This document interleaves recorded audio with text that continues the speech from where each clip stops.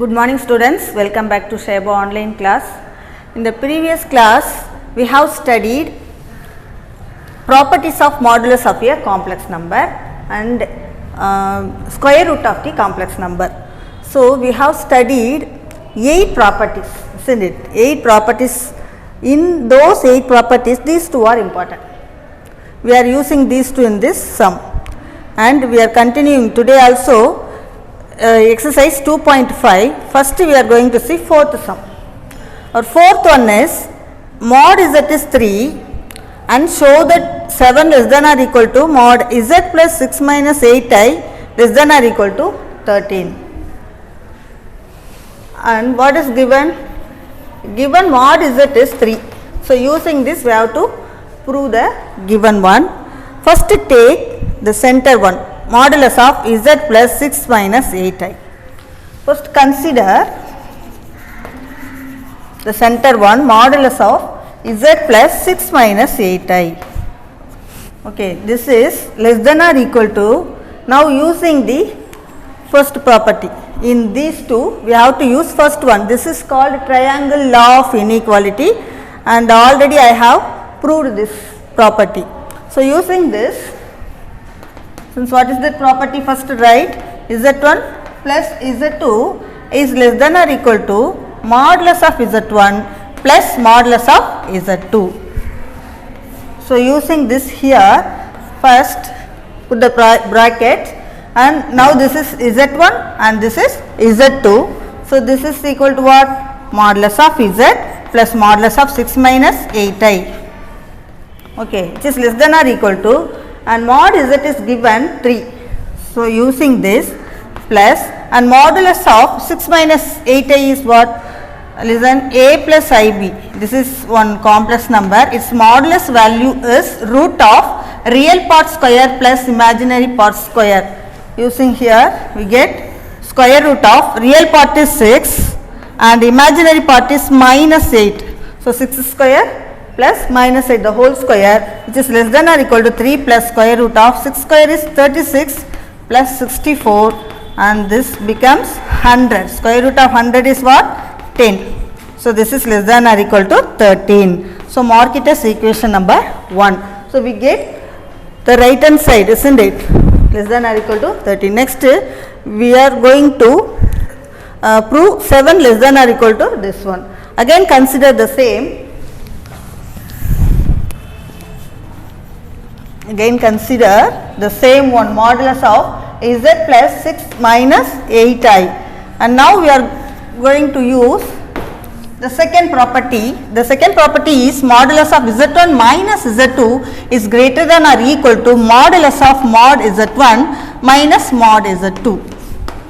Okay, using this, first write in the form z1 minus z2, that is taking minus sign outside we get this plus 6 becomes minus 6 and minus 8i becomes plus 8i. Now, this is of the form z1 minus z2, isn't it? Now, using this property we get modulus of mod z minus, this is greater than or equal to mod z minus modulus of minus 6 plus 8i. Okay, which is greater than or equal to, again using mod z value is 3 minus, here also using the modulus of a plus ib form. So, minus 6 whole square plus 8 square, which is greater or equal to 3 modulus 3 minus square root of 36 plus 64, which is 3 minus root 100 and root 100 value is 10. Which is less than greater than or equal to modulus of minus 7. So, modulus of minus 7 becomes plus 7. This is our second equation. From 1 and 2 we proved the result this. Understood this? So, from 1 and 2 we get what? From 1 and 2 we get 7 is less than or equal to mod z plus 6 minus 8i is less than or equal to 13, isn't it? Hence proved. Understood this? Next let us see 9th sum. Show that the equation has 5 solutions. What is given? Z cube plus 2 into Z bar is equal to 0. So, Z cube equal to minus 2 Z bar, isn't it? Taking modulus on both sides,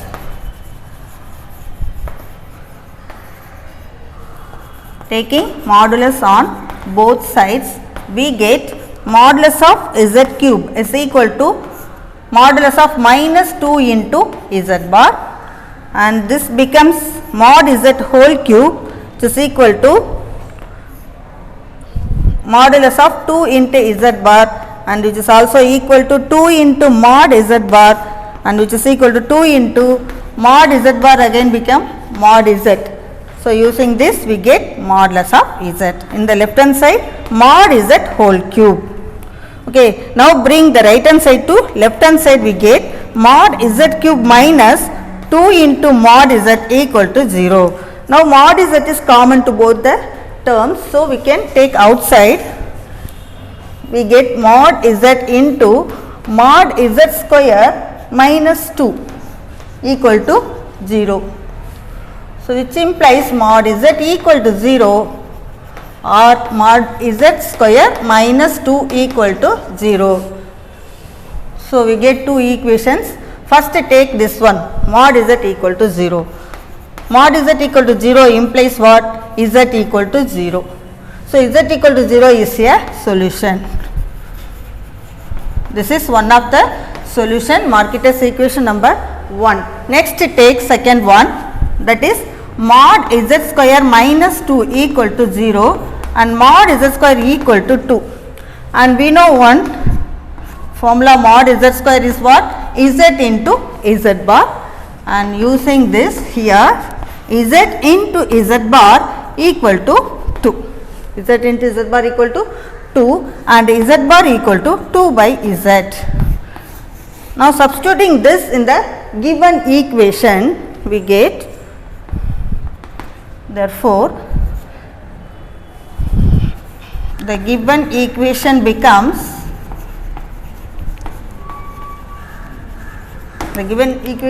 what? Z cube plus 2 into Z bar. Instead Z bar we use 2 by Z, that is Z cube plus 2 into 2 by Z equal to 0.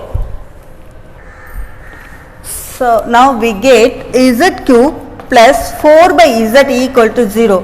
Now, multiplying Z throughout, we get Z power 4 plus 4 into Z by Z gets cancelled, we get equal to 0. Okay. Now, Z in the power 4, having power 4. So, clearly it has 4 non-zero solutions. It has 4 non-zero solution, and mark it as equation number 2. From 1 it has 1 solution and here it has 4 solution. Totally the given equation has 5 solutions. Therefore, from 1 and 2, the given equation is what? Given equation is Z cube plus 2 into Z bar equal to 0 has 5 solutions. Hence proved. So, we have to prove this. Understood this? Next, we go for the new heading, geometry and locus of complex numbers. And in this topic, we are going to see the geometric interpretation of the complex number in the complex plane and locus of the complex number in the Cartesian plane. Cartesian plane means x and y, and complex plane means real axis, imaginary axis plane. And next we are going to see 2.6. 2.6 second sum, Z is given, Z value is x plus iy, and imaginary of 2z plus 1 by iz plus 1 equal to 0. This is also given. We have to show that locus of Z is this 2x square plus 2y square plus x minus 2y equal to 0. There is nothing in this, just substitute instead of Z x plus iy and do the calculation wherever the properties want. We use the property and do the calculation, we get the answer. Listen, this is given, these two are given. Next, replace z by x plus iy, that is 2 into x plus iy plus 1 by I into x plus iy plus 1 equal to 0.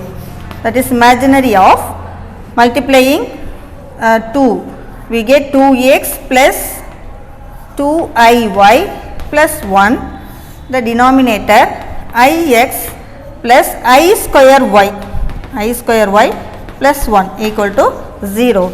That is imaginary part of 2x plus 1. Collect the real part 2x plus 1 and imaginary part 2iy by ix. I square y becomes minus y, isn't it?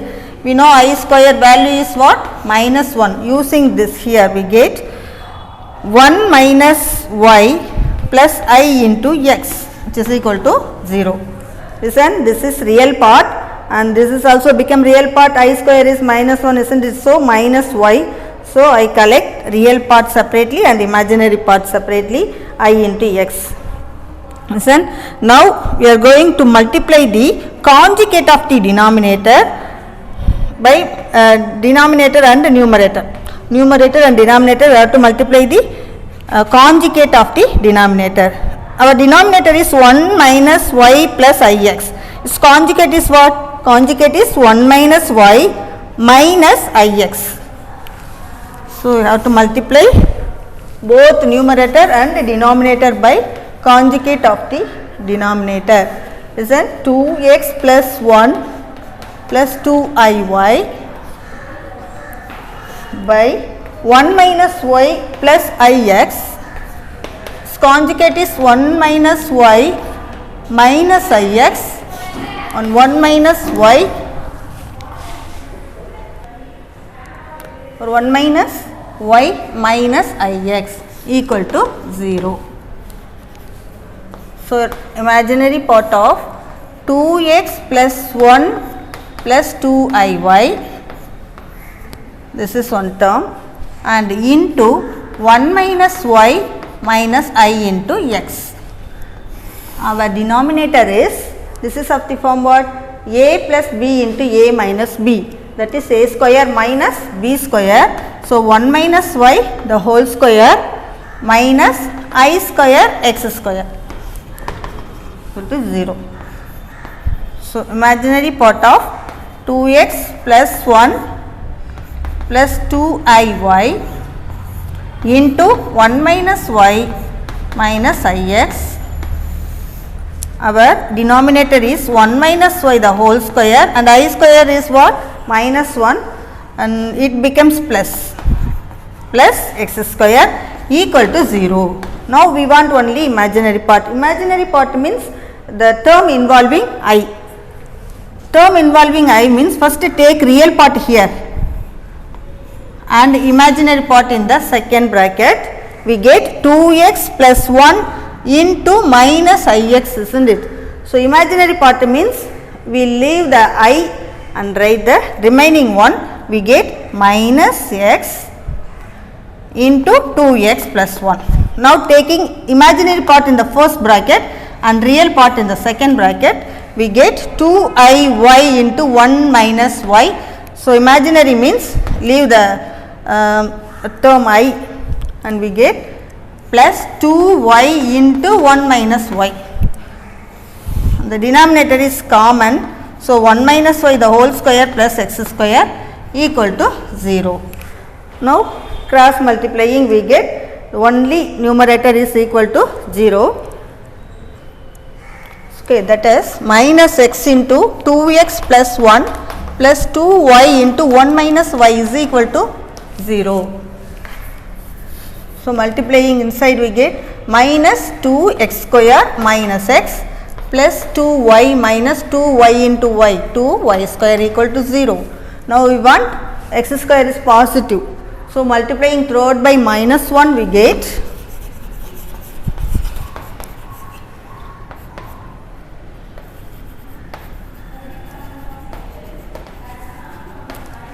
all the signs are changed. So 2x square plus x minus 2y and plus 2y square equal to 0. Now write in the order 2x square plus 2y square, next x term and then y term equal to 0. This is our answer. 2x square plus 2y square plus x minus 2y equal to 0, hence proved. Understood this?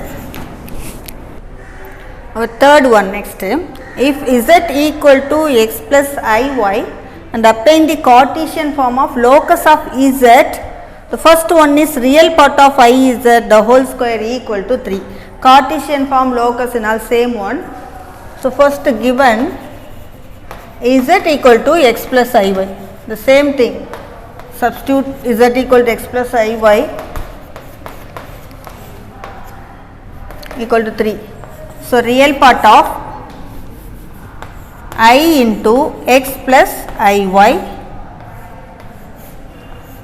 the whole square equal to 3, and real part of multiplying inside I we get ix plus I square y, the whole square equal to 3, and real part of ix, I square is minus 1, so minus y, the whole square equal to 3. What is the real part of this? Minus y, so minus y whole square. Real part of this is minus y and whole square equal to 3. So we get what? Y square equal to 3. This is the Cartesian form of locus of z. Hence the required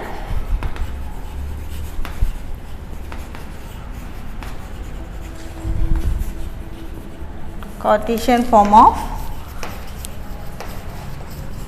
locus of z is y square equal to 3. Understood? Next let us see fourth subdivision in third sum. Z bar equal to z inverse. So z bar equal to 1 by z, cross multiplying we get z bar equal to 1, and z bar is mod z square equal to 1, and instead z we use x plus iy equal to 1. Mod x plus iy whole square is equal to x square plus y square equal to 1, which is the required